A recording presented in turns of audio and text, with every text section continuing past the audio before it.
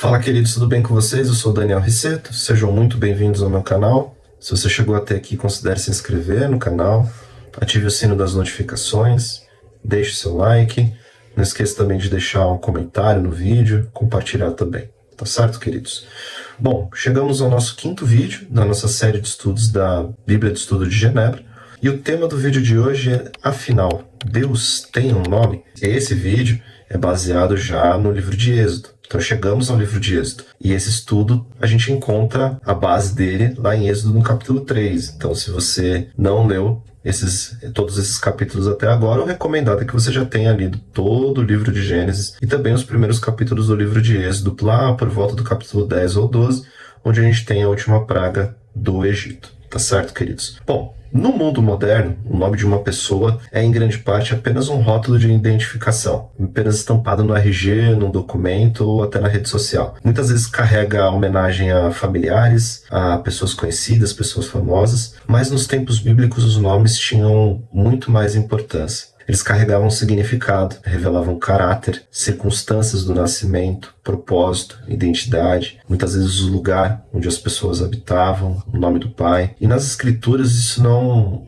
é diferente, isso é muito mais profundo. Os nomes de Deus revelam quem Ele é, o seu caráter, os seus atributos, a sua relação com o seu povo. Nós vemos que o Antigo Testamento celebra repetidamente o fato de que Deus fez o seu nome conhecido a Israel. Há vários títulos que nós podemos ver de designações divinas a respeito de Deus, como por exemplo Gênesis 17, 35, a gente vê o termo Deus Todo-Poderoso, El Shaddai, Altíssimo, lá em Números, o Deus Altíssimo, quando Melquisedeque se encontra com Abraão, Criador de Israel, lá em Isaías 43, Santo de Israel, Salmo 89, mas entre todos esses nomes, o nome mais importante revelado no Antigo Testamento é Iavé, tetragrama Iavé, composto por 4 letras no hebraico. Lá em Êxodo, capítulo 3, versículo 6, Deus se apresenta a Moisés. Veja só o que diz o texto. Disse mais: eu sou o Deus de teu pai, o Deus de Abraão, o Deus de Isaque e o Deus de Jacó. Moisés escondeu o rosto porque temeu olhar para Deus. Esse encontro leva Moisés a perguntar a Deus qual é o seu nome, pois ele deveria anunciar ao povo quem o havia enviado. A resposta divina é uma das mais impressionantes que a gente vê em toda a Escritura. E a gente vê a partir do versículo 13. Disse Moisés a Deus: eis que quando eu vier aos filhos de Israel, eles disseram: o Deus de vossos pais me enviou a vós outros, e eles me perguntarem: qual é o seu nome? Que lhes direi? Disse Deus a Moisés: eu sou o que sou. Disse mais: assim dirás aos filhos de Israel: eu sou, me enviou a vós outros. Disse Deus ainda mais a Moisés: assim dirás aos filhos de Israel: o Senhor, o Deus de vossos pais, o Deus de Abraão, o Deus de Isaque e o Deus de Jacó, me enviou a vós outros. Este é o meu nome eternamente, e assim serei lembrado de geração em geração. Aqui Deus deixa muito claro que não é apenas o Deus dos patriarcas do passado, um Deus que ficou perdido no passado, mas o Deus que age no presente, que se lembra da aliança e que cumpre as suas promessas. Que um Deus que se lembrou da aliança feita a Abraão, escutou o clamor do povo de Israel no Egito e apareceu a Moisés e revelou a Moisés para cumprir a promessa que havia feito a Abraão. Mais tarde, em Êxodo no capítulo 6, depois de Moisés já ter voltado para o Egito e Moisés e Arão já terem até confrontado pela primeira vez Faraó, Deus reforça para Moisés. Ele reforça assim, a partir do versículo 2. Falou mais Deus a Moisés e lhe disse: eu sou o Senhor. E aqui, a palavra que está por trás é Iavé. Aparecia a Abraão, a Isaque e a Jacó como Deus Todo-Poderoso, El Shaddai. Mas pelo meu nome, Iavé, não lhes fui conhecido. Então Deus afirma que, embora os patriarcas o conhecessem como um Deus Todo-Poderoso, como El Shaddai, agora ele revela plenamente seu nome nessa aliança firmada, Iavé. A Bíblia traduz esse nome como Senhor. Na nossa tradução, no português, que a gente está usando aqui a ARA da Bíblia de Genebra, mas nas demais traduções para o português também, a gente vê a palavra Senhor com todas as letras em maiúsculo. Então foi uma forma que os tradutores tiveram de representar esse tetragrama de 4 letras, né? O Y, o H, o W, H. O equivalente na língua portuguesa, no hebraico é diferente. Então, cuja pronúncia exata, essa pronúncia desse tetragrama acabou se perdendo com o passar do tempo. A tradição judaica, com zelo a respeito do nome de Deus e também uma preocupação em não quebrar o mandamento de tomar o nome de Deus em vão, evitou pronunciar esse tetragrama ao longo da história, o que acabou contribuindo para o esquecimento da sua pronúncia original. Mas o grande ponto é que o ponto central não é a fonética, não é a pronúncia, mas o significado que esse nome tem no relato bíblico. Esse nome, Yahvé, expressa eternidade, imutabilidade, existência própria, a própria aliança que Deus firma com o homem, um Deus de aliança, proximidade e presença de Deus com o seu povo, um Deus Emanuel. É o nome de um Deus pessoal, relacional e que é fiel às suas promessas, é fiel à aliança estabelecida com o seu povo. Lá em Êxodo, no capítulo 33,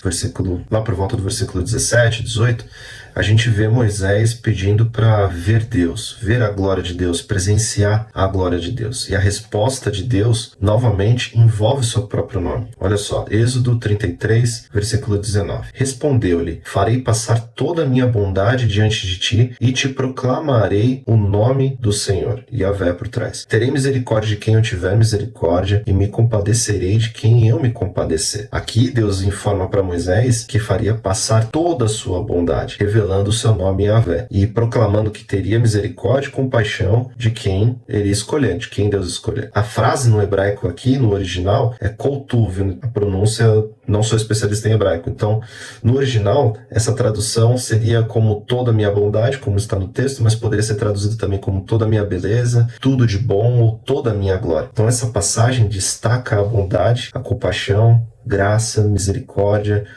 tudo isso revelado lá a Moisés. Também associa o nome de Deus, o seu nome, à sua graça soberana. Porque olha só, Deus afirma: terei misericórdia de quem eu tiver misericórdia, de quem eu escolher. Isso revela a soberania de Deus também nessa aliança, nesse relacionamento. Esse mesmo Deus de aliança aparece repetidamente ao longo das Escrituras, reafirmando a sua fidelidade. Por exemplo, em Deuteronômio 7, versículo 9. Saberás, pois, que o Senhor, todas as letras em maiúsculo, teu Deus é Deus, o Deus fiel, que guarda a aliança e a misericórdia até 1000 gerações aos que o amam e cumprem os seus mandamentos. Então, o nome Yahvé está ligado à presença de Deus também, ao culto, à oração, ao louvor. Isso a gente vê muito no Templo de Salomão e por volta de diversos salmos também. Mas, afinal, a pronúncia desse nome realmente importa? Porque muito se discute até hoje sobre como pronunciar esse tetragrama, né? Sobre como pronunciar Yahvé. Já foi traduzido como Javé, como Jeová para o português, mas, biblicamente falando, o que importa mesmo